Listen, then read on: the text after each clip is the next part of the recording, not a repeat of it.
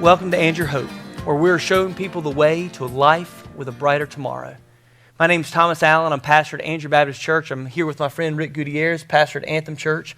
And today we're talking about a topic that is important, a topic that deals with marriage, a topic that deals with parenting, because we find in life we don't always have the same parenting style as our spouse. So, Rick, as we're talking about this, it's such a difficult and important topic to deal with because raising children is a difficult thing in general. Yeah. So, what are some ways that we can think about parenting styles and working together with our spouse? All right. So, it's like the impossible task. Mm-hmm. We love our children. As mom and dad, we want it to go well with the kids. And so let's give the benefit of the doubt here that both parents really want what's best for the child, right? And then there can be, and often is, conflict in specifics in this situation, this scenario, right? And that can be difficult. So sometimes we can compromise. Yes. But sometimes we're not capable of compromising because there's not really a situation about compromise. It kind of has to be one or the other. And what do you do when, as dad, I want this, and then mom, she wants this. And that could be difficult. And marriage is already tough enough without that. So, what I would say, if you find yourself in a situation where you are disagreeing with your spouse philosophically over how to parent children or in a specific scenario, what I would say is start with the lowest common denominator. Okay. What do you agree on? And start there. Find the common ground. Go to that place. And this requires having a conversation, right? Not a fight. Yes. Not an argument. Mm-hmm. It's like just having a powwow. It's like, when not in a time where you're emotional or it's charged. Find a time and have a meeting where it's like, okay, let's peel the onion back as far as we have to find a place like what do we agree on specifically and start there. Well, I think that changes the whole conversation too, Rick, because instead of this competing and trying to force my way and that sort of thing, when you get to where you agree on, it takes the fight out of it. At least at that point, it sets the table to say, okay, we agree on this. And hopefully one of the main things that you agree on is that I want the best for my child. Yes. And your child, because we're parenting together on this, right? Yeah, and I think that is significantly important. Let's go to where we begin, where we agree. Yep. And if nothing else, can you both say we truly want what is best for our children? Yes. Here's why this is important. Because I tend to fight when I want what I want, right? When it's my pride, my ego, my way, my perspective. Yes.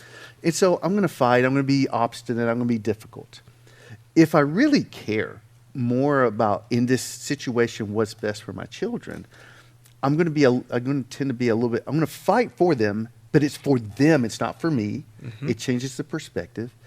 It changes the dynamic. So in a kind of an ideal situation, the mom and the dad, okay, we really do want what's best for the kid. Now there can be a dialogue. Yes. Now there can be a conversation, not a fight, not an argument. What is best for Johnny? Yes, absolutely. What's best for little Molly? And so it just changes everything. Absolutely. It's working together then as opposed to fighting. Yes, and as you're working together, you can develop a set of rules that everybody can agree on.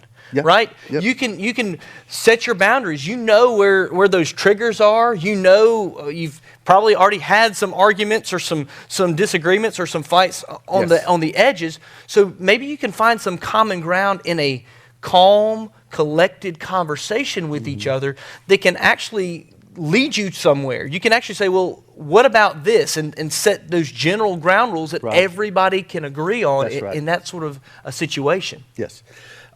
You have that. I mean, what a fluid conversation we're having right now. Right? Yeah, right. Another thing to consider is not everything has to be a fight. Okay. So sometimes we have a tendency to turn little tiny itty bitty molehill into a giant mountain. And why? So I think it's being mature enough to back up in the moment that maybe this isn't something for me to draw a line in the sand, right, and put my foot down. Now, maybe it is, but maybe it's not, and that's my point. And what I think is reasonable in marriage is that sometimes we want to give latitude maybe to our spouse, and that actually gives us more say in another situation. If this isn't something that important, and yet I fight, then I kind of lose political capital with my spouse later on. Yes. But if I'm not turning everything into a fight, then when I finally do say, I don't think so, I actually carry more weight in my opinion because I'm not crying wolf every time, for instance. That's right. I'm not shouting fire every time. Yeah, and I think that there requires a humility in that to say, I don't have it all figured out. Right. I don't know it all, and I don't see it all, and I don't know everything that's happened between my spouse and that child throughout the day. Yeah. I only know what I've seen or what I do know, and when I bring that humility, when I bring that, wait a minute, I don't have it all figured out, I don't know it all, it allows me to open my ears and my eyes to my spouse. Right. Remind myself that I love this person and I want to work with this person and that they love our children like I do. I have something to learn here. Sure. I mean, there's clearly that. I think it's coming into the conversation open-handed. Mm-hmm. So, I mean, this happens so often. So should the child stay up, be out after 11, let's say. So then the one spouse comes up and says, well, what do you think? And so the one spouse says, well, I think they should be there till past 10. Well, I think they should be there till 11. Well, so you already came, already having made up your mind, having drawn a sand, asking a question very insincerely. Yes. Because you weren't really asking, right? Yeah. And You were so imposing. at that point, you are imposing. And it's just not even a fair question. You can't even have a conversation then. So I would say, listen, at least be honest. They have an opportunity to be out till 11. I think it's okay, but what do you think? And then to actually ask it in such a way that they can disagree or say something different, and you're not going to this automatically.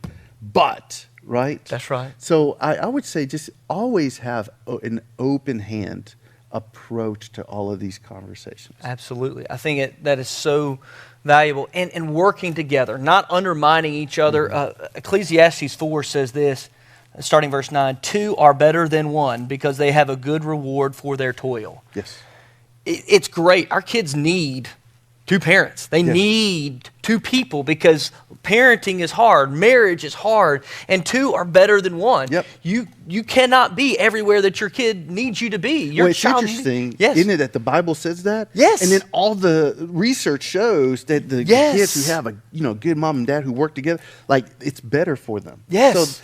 So research just affirms what God has already told us. That's right. So often. That's right. And capitalize on that. Yes. Listen and parent together and work together and find love for your spouse in the journey because, as you said earlier, there are so many things that marriages have to face day in and day out. Stress all the way around. Right. And parenting is a difficult part of it. And when you're fighting on how to parent, boy, that can just tear at the seams of your very being. It does. And it's so hard because we can really have major philosophical differences. We've seen it where, one spouse is maybe more of a kind of a helicopter type parent, let's say, and the other one's the complete opposite. And I mean that's a hard thing to navigate. And some things are easy to compromise on, like how late a child can stay out. I say it should be midnight. I say it should be 10. Okay, meet in the middle, say 11. Maybe, but there's just some places and some topics where, like what a teenager can wear, let's say, like it's hard to split the difference. Yes. On that, so I think if nothing else, is understanding that we want to have these conversations where we're prioritizing reason over feelings. That's right. and which is difficult because a lot of dads can do this, right? We can lead with feelings of fear. Yes.